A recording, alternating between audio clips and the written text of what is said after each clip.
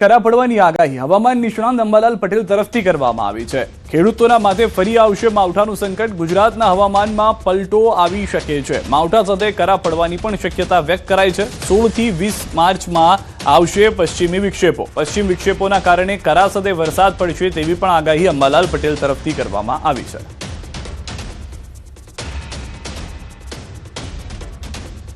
સૌથી 18માં પરિવર્તન તો આવશે, પરંતુ તારીખ 16 થી લગભગ 20-22 સુધીમાં એક પરિવર્તન આવશે। ગુજરાતના ભાગોમાં પણ હવામાન પલટાશે, પરંતુ ગરમી વચ્ચે જ્યારે પશ્ચિમ વિક્ષેપ આવતો હોય છે ત્યારે કરા પડવાની શક્યતા છે। એટલે ગુજરાતના ભાગોમાં લગભગ આ અરસામાં વાદળ વાયુ સાથે કરા પડવાની શક્યતા છે। ઉનાળાની આક્રમણ જોવા મળી રહ્યું છે। ઉનાળાના આક્રમણના દ્રશ્યો પણ અમે આપને બતાવીશું। શરૂઆતમાં જ ઉનાળાની ધૂમધકતો તાપ જોવા મળી રહ્યો છે। કાળઝાળ ગરમીમાં રોડ રસ્તાઓ ખાલી ખમ થઈ ગયેલા દ્રશ્યોમાં જોવા મળી રહ્યા છે। રાજકોટ આજે આમ જોવા જાવ તો સૌથી ગરમ શહેર છે। 40 ડિગ્રી તાપમાન નોંધાયું છે અને જે આવનારા 48 કલાક પણ મહત્વના છે, કારણ કે હીટવેવની આગાહી કરવામાં આવી છે। સમગ્ર સૌરાષ્ટ્ર નહીં, સમગ્ર ગુજરાતની અંદર સૌથી ગરમ શહેર જે છે તે હાલમાં રાજકોટ હોવાનું જોવા મળી રહ્યું છે અને તેની અસર રોડ રસ્તા ઉપર પણ જોવા મળી રહી છે। લોકો હાલમાં ગરમીમાં બહાર નીકળવાનું ટાળી રહ્યા છે અને એડવાઇઝરી પણ ટૂંક સમયમાં જાહેર થઈ શકે છે, જેમાં લોકોને પણ અપીલ કરવામાં આવશે કે કામ વગર ઘરની બહાર ન નીકળવું। હાલમાં રાજકોટ શહેરના દ્રશ્યો કે જેમાં 40 ડિગ્રી તાપમાન જોવા મળી રહ્યું છે। અલગ અલગ વિસ્તારની અંદર તાપમાનમાં થોડો ઘણો વધારો છે, પરંતુ હીટવેવ જે છે, ગરમી જે છે તે સમગ્ર ગુજરાતમાં મહેસૂસ થઈ રહી છે। વધુ માહિતી ન્યૂઝ 18 સંવાદદાતા હાર્દિક પાસેથી મેળવીશું। રાજકોટથી તેઓ અમારી સાથે જોડાઈ ગયા છે। હાર્દિક, જે રીતની ગરમી છે ને એમાં રાજકોટ સૌથી વધુ ગરમ શહેર થઈ ગયું છે આખા ગુજરાતની અંદર, શું પરિસ્થિતિ છે હાલમાં? જે રાજકોટ શહેરમાં માર્ચ મહિનામાં જ મે મહિના જેવી ગરમી પડી રહી છે ને એટલા માટે લોકો છે તે અત્યારે અલગ અલગ ઠંડા પીણાઓ પી રહ્યા છે। ખાસ કરીને ઠંડા પીણા હોય, રસના સિચોડા હોય, ત્યાં અત્યારે લોકોની ભીડ જોવા મળી રહી છે। અત્યારે અહીંયા જે ઠંડુ પીણા પીતા એક યુવાન છે, આપણે એમની સાથે વાત કરીશું। આજની ગરમી કેવી? આજે ભાઈ જે આ માર્ચ પ્રમાણે છે તે ટેમ્પરેચર બહુ હાઈ કહી શકીએ આપણે, બીકોઝ નોર્મલી આટલું ટેમ્પરેચર માર્ચમાં ધૂળેટી પછી ન હોય। આ વખતે બહુ ગ્લોબલ વોર્મિંગની ઇફેક્ટ વધારે હોય એવું લાગી શકે મને। અત્યારે આમ મને આમ તડકોની બધું બહુ હાલે એટલે આપણે ડિહાઇડ્રેશન એના ચાન્સીસ બહુ વધારે છે આ વખતે, કેમ કે હીટ વેવ આ વખતે વહેલી ચાલુ થઈ છે, તો આપણે અત્યારે લેમન જ્યુસ વધારે પ્રિફર કરી બધાને પીવા માટે। શું કહેશો, અત્યારે કેવું તાપમાન છે ને આવા તડકા ક્યારે પડતા હોય છે? આ ગરમીના હિસાબે એમ કે ઠંડુ વધુ માણસ અનુકૂળતા આવે, એમ તેલ તળેલા કરતા એમ કે ઠંડુ માણસને માફક આવે એમ। અત્યારે જે છે લોકો અત્યારે ઠંડા પીણા પી રહ્યા છે, તો બીજી તરફ રાજકોટ શહેરના જે મુખ્ય રસ્તાઓ છે ત્યાંના દ્રશ્યો આપણે બતાવવા માંગીશ। અહીંયા અત્યારે જે આ રાજકોટ શહેરનો યાજ્ઞિક રોડ છે, સામાન્ય રીતે અહીંયા ટ્રાફિક કંટ્રોલ કરવો પડતો હોય છે, પરંતુ અત્યારે જાણે સૂર્યનારાયણ છે તે જ ટ્રાફિક કંટ્રોલ કરતા હોય તેવી સ્થિતિ જોવા મળી રહી છે। અત્યારે અહીંયા જે છે લોકોની સંખ્યા ઓછી છે। જે પણ લોકો નીકળે છે તે ટોપી અને મોઢે જે છે એ કોટન બાંધીને નીકળે છે। ગરમીથી બચવા માટે લોકો પ્રયાસ કરી રહ્યા છે, તો બીજી તરફ જે ઠંડા પીણા છે તેમનો પણ વધારે ઉપયોગ કરતા હોય છે। લોકોમાં પણ કંઈક ડર હોય છે કે આ ગરમીના કારણે તેઓ ડિહાઇડ્રેશનનો ભોગ ન બને, અને એટલા માટે અલગ અલગ જે ઠંડા પીણાની દુકાનો હોય છે ત્યાં પણ ભીડ જોવા મળી રહી છે। જી, સૌથી વધારે હાર્દિક, એક જે અન્ય વ્યક્તિ સાથે પણ આપ વાત કરતા હતા, તેઓએ પણ કહ્યું કે સામાન્ય રીતે તૈયારી નથી હોતી, અથવા તો લોકો તૈયાર નથી હોતા કે માર્ચ મહિનામાં જ એટલી ગરમીની શરૂઆત થઈ જાય। કોર્પોરેશન તરફથી પણ હવે તૈયારીઓ શરૂ કરવામાં આવી શકે છે। ઘણી સ્પ્રિંકલર સ્પ્રે જોયા છે આપણે, કેનોપી બાંધવામાં આવતી હોય છે, તેવી કોઈ તૈયારીઓ પણ ટૂંક સમયમાં રાજકોટમાં જોવા મળી શકે? ટૂંક સમયમાં જ રાજકોટ મહાનગરપાલિકાનો આરોગ્ય વિભાગ છે તેમના દ્વારા જે છે એડવાઇઝરી જાહેર કરવામાં આવી શકે છે, કેમ કે સામાન્ય રીતે જે આ તડકા છે તે એપ્રિલ મહિનામાં અથવા તો મે મહિનામાં 40 ડિગ્રીની ઉપર જતા હોય છે, 42 ડિગ્રીની આસપાસ જતા હોય છે, પરંતુ માર્ચ મહિનાની શરૂઆતથી જ આક્રમક ગરમી પડી રહી છે। ક્યાંક જે છે આરોગ્ય વિભાગ છે તેમની પણ કલ્પના બહાર, એટલે કે એમના કરતાં પણ જે તંત્રની કલ્પના કરતાં પણ વહેલી અને આક્રમક ઉનાળાની શરૂઆત થઈ ગઈ છે। ખાસ કરીને અત્યારે જે રીતના વાત કરવામાં આવે તો બાળકો છે તે પણ અત્યારે કોઈ જ રસ્તા ઉપર જોવા નથી મળી રહ્યા, એટલે કે રાજકોટના લોકો છે તે જે અત્યારે બહાર નીકળવાનું ટાળી રહ્યા છે। ગરમીથી બચવા માટે લોકો પોતે જ જાગૃત થાય છે।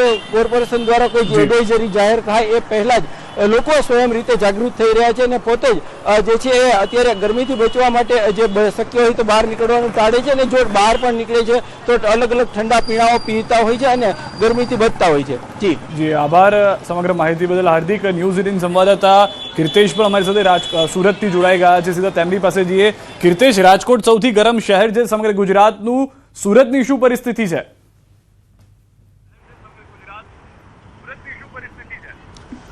બિલકુલ જે પ્રકારે ગરમીનો પારો ધીરે ધીરે વધી રહ્યો છે, 39 થી 40 ડિગ્રી તાપમાન સુરત ખાતે પહોંચ્યું છે, ત્યારે દ્રશ્ય જોઈ શકાય છે કે ધગધગતા તાપમાં બપોરે 12 થી લઈ 4 સુધી લોકો નીકળવાનું ટાળી રહ્યા છે. હજુ તો માર્ચ મહિનો એટલે કે ઉનાળાની શરૂઆત છે. એપ્રિલ અને મે મહિનો કેવો જશે? ખાસ કરીને મહિલાઓ છે તે મોઢે દુપટ્ટો, હાથમાં ગ્લોવ્સ પહેરી રહી છે, પુરુષો ટોપીનો ઉપયોગ કરી રહ્યા છે, કારણ કે ગરમીનો પારો વધી રહ્યો છે. લોકો ડિહાઇડ્રેશન ના થઈ જાય તેને લઈને ઠંડા પીણાનો ભરપૂર ઉપયોગ કરી રહ્યા છે. બપોરના સમયે લોકો એસી અને પંખામાં રહેવાનું પસંદ કરી રહ્યા છે, કારણ કે જે પ્રકારે સુરતનું તાપમાન વધી રહ્યું છે. દક્ષિણ ગુજરાતમાં સુરતમાં સૌથી વધુ વરસાદ પડતો હોય છે અને સૌથી વધુ તાપ પડતો હોય છે, ત્યારે ગરમીની શરૂઆતમાં જે રીતે પારો વધ્યો છે તેને લઈને સુરતના સુરતીઓ હેરાન પરેશાન થવાના શરૂ થઈ ગયા છે. કહી શકાય છે ગરમીમાં પરસેવો અને બફારાને લઈને લોકો આકરો તાપ સહન કરી રહ્યા છે. કહી શકાય બપોરે 12 થી 4નો સમય એવો છે કે લોકો વગર કામનું નીકળવાનું ટાળી રહ્યા છે, કારણ કે જે રીતે પારો વધી રહ્યો છે અને ચોક્કસપણે ઠંડા પીણાનો મારો રાખી રહ્યા છે, જેને લઈને ડિહાઇડ્રેશન ના થાય. ખાસ કરીને મહાનગરપાલિકા દ્વારા પણ ટૂંક સમયમાં એક ગાઈડલાઈન જાહેર કરવામાં આવશે, જેને લઈને લોકોને ગરમીથી સમસ્યાઓ જે છે, સ્કિનની પ્રોબ્લેમ છે તે ના થાય. અને ખાસ કરીને શિયાળા બાદ ઉનાળાની શરૂઆત થતાં જ કહી શકાય કે વાયરલ ઇન્ફેક્શનના કેસોનો પણ હોસ્પિટલોમાં વધારો જોવા મળી રહ્યો છે. જી આભાર કીર્તેશ સમગ્ર માહિતી બદલ. તો હાલમાં વાયરલ કેસીસમાં વધારો, ગરમી જે છે તે તેનો મિજાજ બતાવી રહી છે. માર્ચમાં સામાન્ય રીતે ગુજરાતમાં એટલી ગરમીની આદત નથી હોતી, પરંતુ જો માર્ચ એટલો ગરમ છે તો એપ્રિલ મે ભૂક્કા બોલાવી દેશે. ગરમીની શરૂઆત થઈ ગઈ છે. 8 શહેરોનું તાપમાન 39 ડિગ્રીને પાર પહોંચી ગયું છે. 40 ડિગ્રી સાથે રાજકોટ સૌથી ગરમ શહેર નોંધાયું છે. ભુજ, ડાંગ, ડીસામાં 39 ડિગ્રીને પાર થઈ ગયું છે તાપમાન. અમદાવાદ, ગાંધીનગર, બરોડા સહિતનું તાપમાન પણ વધ્યું છે. સુરતમાં પણ 39.1 ડિગ્રી તાપમાન નોંધાયું હોવાની જાણકારી મળી રહી છે. સૌરાષ્ટ્ર કચ્છના લોકો 3 દિવસ આગ ઝરતી ગરમીમાં શેકાવા તૈયાર થઈ જજો. 3 દિવસ હીટવેવ હાહાકાર મચાવશે. ગુજરાતના આકાશમાંથી અગનગોળા વરસવાનું શરૂ થઈ ગયું છે. અંગ દજાડતી ગરમીએ હાહાકાર મચાવી દીધો છે. માર્ચ માસના પ્રારંભથી જ સૂરજદાદાનું આકરું રૂપ જોવા મળી રહ્યું છે. મોટાભાગના વિસ્તારમાં તાપમાનનો પારો 40 ડિગ્રીએ પહોંચી ચૂક્યો છે. અમદાવાદ, રાજકોટ સહિતના શહેરોમાં ગરમી લોકોને અકળાવી રહી છે, ત્યારે આગામી 3 દિવસ હીટવેવ હાહાકાર મચાવી દેશે. 3 દિવસ ગરમ અને સૂકા પવન ફૂંકાશે.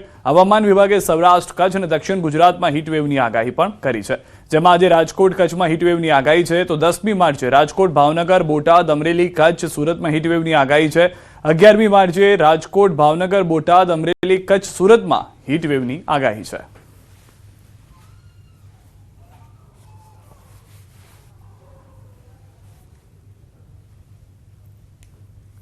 अगले हम अगर बात करें 2 से 3 दिनों की, उसमें जो है 2 से 3 डिग्री की जो है अधिकतम तापमान में पूरे गुजरात में जो है हमें बढ़त देखने को मिलेगी. साथ ही साथ इस बढ़त की वजह से जो है गुजरात के कुछ हिस्सों में हमें जो है हीट वेव देखने को मिल सकता है. जिसमें अगर हम बात करें डे 1 के लिए, तो डे 1 के लिए अगर हम देखेंगे तो उसमें सौराष्ट्र कच्छ में जो है राजकोट और कच्छ जो एरियाज हैं जहाँ पे हीट वेव जो है देखने को मिल सकता है और तापमान जो है 40 डिग्री के आसपास रहने की संभावना है. डे 2 में अगर हम बात करें उसमें सौराष्ट्र कच्छ में राजकोट, कच्छ, अमरेली, भावनगर, सूरत तथा बोटाद जो डिस्ट्रिक्ट्स हैं ये शामिल है, जिसमें हीट वेव जो है देखने को मिल सकता है. साथ ही साथ डे 3 में भी सेम डिस्ट्रिक्ट्स में जो है हीट वेव की संभावना प्रिवेल करेगी.